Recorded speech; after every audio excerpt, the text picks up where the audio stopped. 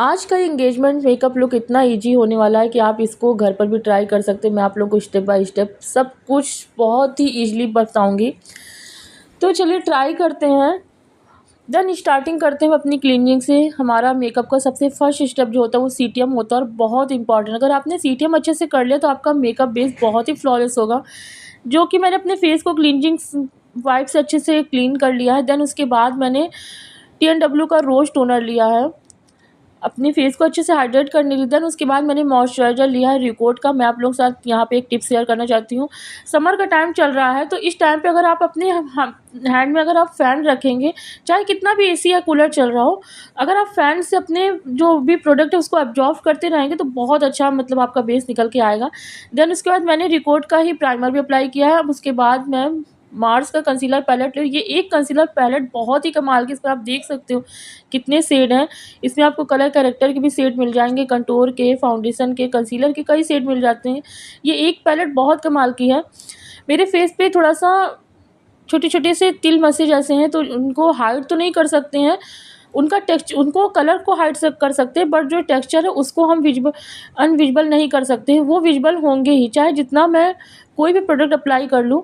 तो उसके लिए मैंने अपनी स्किन से एक से डार्क कंसीलर लिया है और उसको अच्छे से मैं ब्रश से ब्लेंड करूँगी। देन मेरा जो फेस है वो जो शेड है वो ऑक्सीडाइज ना हो, तो उसके लिए मैं अपनी स्किन से एक शेड डार्क कलर और अप्लाई करूँगी ताकि जो दोनों शेड वो आपस में मिल करके अच्छे से एब्जॉर्ब हो जाएँ, न्यूट्रलाइज हो जाए, तो ऑक्सीडाइज ना हो। देन उसके बाद मैंने इसी पैलेट से अपनी स्किन से थोड़ा सा एक शेड डार्क लिया है। पहले वाला जो शेड था वो बहुत ज़्यादा डार्क था। अब जो शेड मैंने लिया वो स्किन से अपना एक शेड डार्क लिया है, जो दोनों अच्छे से न्यूट्रलाइज हो जाए मिलके, और मेरा जो फेस है जो शेड होगा वो ऑक्सीडाइज ना करे। समर में हमको हमारे जो फेस पे जो मेकअप होता है वो ऑक्सीडाइज की प्रॉब्लम बहुत आती है, तो उसके लिए मैं ये हैक ट्राई कर रही हूँ। और आप भी इस चीज़ को ध्यान रखिएगा, अगर आप कोई डार्क कलर अपने फेस से ट्राई कर रहे हैं तो उससे थोड़ा सा एक लाइट कलर को मिक्स करके उसको न्यूट्रलाइज ज़रूर करिएगा। अगर आप ऐसा नहीं करेंगे, एक डार्क कलर अप्लाई कर लेंगे, डायरेक्ट अगर आप लाइट शेड अप्लाई कर देंगे तो वो आपका शेड ऑक्सीडाइज कर जाएगा। देन थोड़ी देर बाद आपका मेकअप जो बेस है वो ग्रे कर हो जाएगा। तो इसको भी अच्छे से मैंने ब्लेंड कर लिया है। देन उसके बाद मैं अपनी स्किन को एक शेड लाइट इसी से कलर लूँगी और उसको अच्छे से अपने फेस में अच्छे से ब्लेंड कर दूँगी। आप अभी बेस देख सकते हो कितना फ्लॉलेस बेस है, क्योंकि मैंने सीटीएम बहुत अच्छे से करा है। देन इसी शेड को ही मैं अपने आई बेस, क्योंकि मेरा आई का जो बेस है वो भी काफ़ी ज़्यादा डार्क है, तो उसको भी मुझे अच्छे से न्यूट्रलाइज करना है ताकि वो भी ऑक्सीडाइज ना हो। तो इसको भी मैं पहले से ही प्रेप करके रख दे रही हूँ। मैंने आई पर भी अपना ये कंसीलर शेड लगा लिया है और इसको भी मैं न्यूट्रलाइज करूँगी एक शेड डार्क से, सॉरी एक शेड लाइट से। जहाँ जहाँ पे मुझे फेस पर प्रॉब्लम है वहाँ वहाँ मैं इस शेड को अप्लाई कर रही हूँ और इसको भी अच्छे से फेस से ब्रश से ब्लेंड कर दूँगी। आप देख सकते हो मेरा बेस स्टार्टिंग में कैसा था और अब बेस कैसा है। समर के टाइम पे हो या किसी भी टाइम पे हो, जितना हम अपने फेस को अच्छे से ब्लेंड करेंगे, जितना ही प्रोडक्ट होगा उसको अच्छे से ब्लेंड करेंगे, उतना ही हमारा बेस फ्लॉलेस होगा। देन उसके बाद मैंने आई बेस पर एक शेड लाइट लेकर के इसको अच्छे से ब्लेंड कर देंगे, जिससे कि हमारा जो भी शेड है वो ऑक्सीडाइज ना हो, वो ग्रे ना हो। तो हम उसे हमें अपने शेड के अकॉर्डिंग ही रखना है। कभी भी आप देखिएगा, अगर आप अपने शेड का एक शेड लाइट, बहुत ज़्यादा लाइट कलर अगर आप अप्लाई करोगे तो थोड़ी देर बाद वो ऑक्सीडाइज होकर ग्रे हो जाता है, या बहुत से लोग कहते हैं मेरा मेकअप पैची हो गया या काला हो गया है, ग्रे पड़ गया है। तो वो सब प्रॉब्लम जो होती है वो इसी वजह से होती है, जब आप राइट शेड अपने अकॉर्डिंग आप राइट कलर नहीं चूज करते हैं, इसलिए आपका ऑक्सीडाइज होता है, आपका जो मेकअप बेस है वो ग्रे पड़ जाता है। देन उसके बाद मैं फाउंडेशन ले रही हूँ, मार्स का फाउंडेशन है, इसका शेड 03 है, जो कि फेयर में ना होकर के एक शेड डार्क में जा रहा है। तो मैंने अपनी स्किन से ये एक शेड लाइट ही लिया है, क्योंकि थोड़ी देर में ये ऑक्सीडाइज हो जाता है। मार्स का जो फाउंडेशन है वो ऑक्सीडाइज होता है। इसी जगह आप स्यूज ब्यूटी का ट्राई करेंगे।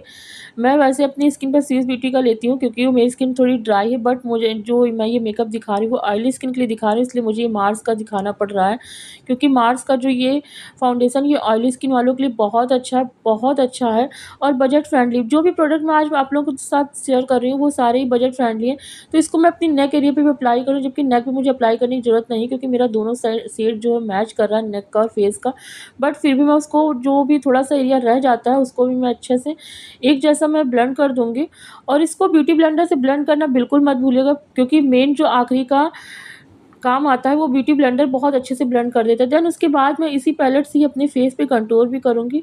ये एक पैलेट बहुत अच्छा काम आती है और बजट फ्रेंडली भी। अगर आप इससे और अच्छे में लेना चाहते हैं तो आप फॉरएवर 52 में ले सकते हैं, बट अगर आप बिगनर हैं या स्टार्टिंग कर रहे हैं, या अगर आप क्लाइंट कोई कर रहे हैं 1000, 2000, 2500 तक की, वहाँ तक कि आप इस पैलेट से काम चला सकते हैं, क्योंकि पैलेट बहुत अच्छी है। जहाँ जहाँ पे मुझे कंटूर की ज़रूरत पड़ेगी, नीड होगी, वहीं वहीं पे मैं अप्लाई करूँगी। जैसे मुझे फोरहेड पे अगर आपका थोड़ा बिग साइज़ का, वहाँ पे अप्लाई कर सकते हैं, नोज़ एरिया पे अप्लाई कर सकते हैं। और इसको ब्लेंड करने वाला ब्रश इस तरीके का कुछ आता है, जो कंटूर का ब्रश होता है, वो थोड़ा-सा हल्का-सा ट्रायंगल शेप में होता है। और स्मॉल एरिया पे करने के लिए वहाँ पर आपको स्मॉल ब्रश की नीड होगी। तो अभी मैं बिग जगह पे कर रही हूँ, बिग फेस पे कर रही हूँ, मतलब बिग स्पेस पे कर रही हूँ, तो वो मुझे बिग इस ब्रश की ज़रूरत पड़ रही है। जब मुझे नोज़ के लिए ज़रूरत पड़ेगी तो उसके लिए मैं स्मॉल ब्रश का यूज़ करूँगी। और बहुत अच्छे से ब्लेंड करने के बाद अगर आप चाहें तो पाउडर भी अप्लाई कर सकती हैं, बट मैं पाउडर अप्लाई नहीं करूँगी अभी। स्मॉल ब्रश से मैं नोज़ का एरिया जो मैंने कंटूर किया उसको भी अच्छे से मैं ब्लेंड कर दूँगी। देन उसके बाद मैं स्विस ब्यूटी का ब्लश ले रही हूँ। स्विस ब्यूटी का ब्लश बहुत अच्छा है, ये आप लोगों को स्टार्टिंग से लेकर के प्रोफेशनल मेकअप आर्टिस्ट की वैनिटी में भी आप लोगों को देखने को मिलेगा। ये एक ब्लश बहुत अच्छा है और ये स्विस ब्यूटी का क्रीमी लिक्विड ब्लश है। बट मेरी स्किन थोड़ी-सी ड्राई है, इसलिए मुझे थोड़ी-सी प्रॉब्लम होती है। मैं आप लोगों के साथ यहाँ एक हैक और शेयर करना चाहूँगी। अगर कभी आपकी स्किन पर, फेस पर ब्लश ज़्यादा हो जाता है, तो इसी जगह पे आप जो अपने फेस एरिया को हाइलाइट करते हैं, तो हाइलाइट करते समय जो आप उसको स्प्रेड करेंगे, ब्लेंड करेंगे, उसको आप ब्लश के ऊपर भी ब्लेंड करिए कि जहाँ-जहाँ आपका ब्लश ज़्यादा हो गया है। तो मैं हाइलाइट एरिया अपना कर लेती हूँ इसी कंसीलर, ये स्विस ब्यूटी का कंसीलर है जो कि 02 शेड है।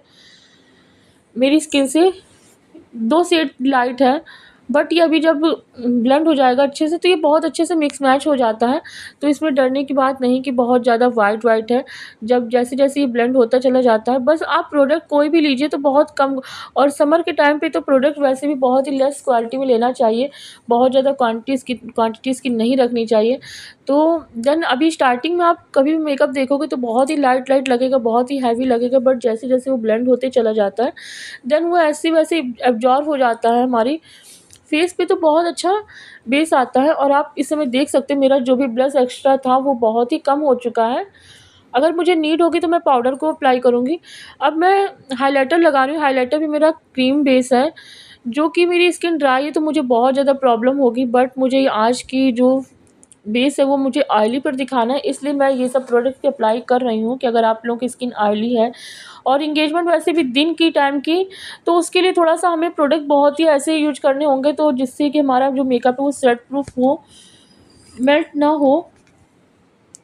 उसके बाद इसी हाइलाइटर को मैं अपने आई बोन एरिया पर भी मैं अप्लाई करूँगी, जहाँ पर हमारी आईब्रो का आई बोन होता है वहाँ पर भी हम अप्लाई करेंगे, जिससे कि हम जब अपनी आईब्रो डिफ़ाइन करेंगे तो बहुत अच्छा शेप निकल के आएगा और हमारा आईज़ जब आई मेकअप हो जाएगा तब भी बहुत अच्छा निखर के आएगा। देन उसके बाद मैं रिकोड का ही लूज़ पाउडर अप्लाई कर रही हूँ। जबकि मेरी स्किन ड्राई है तो मुझे अप्लाई नहीं करना चाहिए, बट मैं फिर से बता रही हूँ आप लोगों को, आज का जो मेकअप है वो ऑयली स्किन पर मेकअप है, इसलिए मैं सभी प्रोडक्ट आपको ऑयली स्किन पर दिखा रही हूँ। तो ये रिकोड का पाउडर मैं पूरी तरीके से अच्छे से अप्लाई करके आप लोग को दिखा रही हूँ। देन उसके बाद मेरा मतलब मेकअप फिनिश हो चुका है। तो ये जो पीएससी का माइक्रो फिनिश मेकअप फिक्सर बहुत अच्छा है, ये ड्राई स्किन वालों के लिए तो बहुत अच्छा है, बट ये सारी ऑल स्किन टाइप पे चला जाता है। देन उसके बाद हम स्विस ब्यूटी का आईब्रो पाउडर ले रहे हैं, जिससे कि हम अपनी आईब्रो डिफाइन करेंगे और बहुत ही हम लेस क्वांटिटी में लेंगे। सॉरी अगर कुछ वर्ड की इधर-उधर हो रहा हो तो थोड़ा-सा माफ़ करिएगा। तो हम आईब्रो को अपने अच्छे से डिफ़ाइन करने के बाद स्पूली ब्रश से उसको कॉम्ब कर देंगे और हम बहुत ही कम क्वांटिटी में ले रहे हैं, क्योंकि समर के टाइम पे हमें वैसे भी प्रोडक्ट बहुत ही लेस क्वांटिटी में लेने चाहिए। तो देन उसके बाद आईब्रो को डिफ़ाइन करने के बाद इसको आप स्पूनी ब्रश से ज़रूर कॉम्ब करिएगा, बहुत अच्छा शेप आता है। मेरी आईब्रो भी डिफ़ाइन हो चुकी है। देन उसके बाद मैं आई मेकअप के लिए स्विस ब्यूटी की आई शैडो पैलेट ले रही हूँ, जो कि मुझे बहुत पसंद है। इसमें सभी न्यूड कलर हैं। मैं अपने ट्रांजिशन एरिया पे अपनी बहुत ही स्किन कलर का शेड ले रही हूँ, जिससे कि जो मैंने पाउडर अगर अप्लाई नहीं कर रही हूँ तो ये बहुत अच्छे से ट्रांजिशन एरिया पे अप्लाई कर दूँगी। तो बहुत मतलब nude area, nude eye makeup में बहुत ही न्यूड कलर में अप्लाई करेंगे। देन उसके बाद हम ये बहुत ही स्मॉल ब्रश ले रहे हैं, ये 3 ब्रश मैं अपनी वैनिटी में ज़रूर रखती हूँ। देन उसके बाद थोड़ा-सा एक डार्क लाइट ब्राउन शेड मैंने अप्लाई किया, जो कि मैं क्रीज लाइन के अपर पे अप्लाई करूँगी, बहुत अंदर तक नहीं लेकर के आऊँगी। इसको कॉर्नर पे ही रखूँगी, अंदर एरिया पे मैं नहीं रखूँगी, क्योंकि वहाँ पर मैं शिमर को अप्लाई करूँगी। देन उसके बाद एक नॉर्मल ब्रश से इसको अच्छे से ब्लेंड कर देंगे, जो भी मतलब हमारा एक्स्ट्रा प्रोडक्ट होगा वो बहुत अच्छे से हट जाएगा। देन उसके बाद हम ये देखिए अच्छे से हम एक बहुत ही नॉर्मल ब्रश से लेकर के, जिसमें मैंने कोई प्रोडक्ट नहीं लिया, सिर्फ उसको मैं अच्छे से दोनों कलर को ब्लेंड करी। देन उसके बाद थोड़ा-सा एक डार्क ब्राउन कलर को लेकर के मैं बाहर कॉर्नर एरिया पे अप्लाई करूँगी, और इसको भी मैं बाहर कॉर्नर पे ही रखूँगी, इसको अंदर मैं लेकर नहीं आऊँगी, क्योंकि मैं पहले बोल चुकी हूँ मैं अंदर सिमर रखूँगी। और ये बहुत नॉर्मल सा छोटा स्मॉल फ्लफ़ी ब्रश है, जिससे कि मैं अपना सिमर अप्लाई कर रही हूँ। और देन उसके बाद मैं इसको अपनी फ़िंगर से भी अप्लाई करूँगी, जिससे कि बहुत अच्छे से परफ़ेक्ट हो जाए। आप देख सकते हो फिंगर से बहुत अच्छे से हो चुका है। देन उसके बाद हमारा आई मेकअप कंप्लीट हो जाएगा। ये मैं लिप लाइनर को अपने लिप के लिए मैं सीएस ब्यूटी का लिप लाइनर ले रही हूँ। देन उसके बाद मैं मेबेलिन की लिपस्टिक लूँगी, और ये जो लिप्स का शेड है ये दोनों ही मैं न्यूड रखने वाली हूँ। आज का जो मेकअप है वो एंगेजमेंट का बहुत ही न्यूड होने वाला है, तो ये दोनों ही मैंने बहुत न्यूड लिया है। लिप लाइनर मैंने डार्क ब्राउन लिया, बट जो लिप शेड है वो न्यूड ब्राउन था, न्यूड नहीं शेड था। देन उसके बाद मैं मार्स का मस्कारा ले रही हूँ। ये डबल सेडेड मास्कारा होता है, इसमें 2 आपको मिल जाते हैं। तो इसको मैं अप्लाई करूँ, मैं आईलैशेस को अप्लाई नहीं करती हूँ, क्योंकि मैं आईलैशेस मुझे निकालने में थोड़ी प्रॉब्लम होती है। मुझे पसंद भी नहीं आईलैशेस, क्योंकि मस्कारा से ही मेरा काम चल जाता है। अगर आप चाहें तो ट्राई कर सकते हैं। तो ये मेरा मेकअप कंप्लीट हो चुका है, और ये एक बहुत अच्छा ट्विस्ट है कि ये एक कॉम्ब आता है, ये थ्रू मेटल में होता है, और इससे आपकी जो आईलैशेस में एक्स्ट्रा प्रोडक्ट होता है ये बहुत अच्छे से निकल जाता है। तो ये मुझे बस आपको इसको संभाल के करना होगा। ये मैंने बिंदी लगा ली, मोती की बिंदी है, मुझे कुछ खास पसंद नहीं आई, तो मैं इसमें भी एक हैक ट्राई करूँगी। ये नेल्स स्टोन है जो हम अपने नेल्स में ट्राई करते हैं, तो इसको मैं आईलैशेस के ग्लू से मैं अपनी ब्रश की बैक साइड पे आईलैशेस ग्लू को लेकर के मैं उससे स्टोन को स्टिक कर लिया। उसके बाद स्टोन के भी बैक साइड पे मैंने ग्लू ले लिया, और इसको डायरेक्ट अपने फोरहेड पे अप्लाई करूँगी। तो बिंदी का ये हैक बहुत अच्छा, अगर आप भी चाहें तो ट्राई कर सकते हैं। देन इसके बाद मैं ये मांग टीका को अप्लाई कर लेती हूँ। ये आज मैं फर्स्ट टाइम अप्लाई कर रही हूँ, क्योंकि ये मैंने अभी बाय किया था, और मुझे लुक बहुत पसंद आया।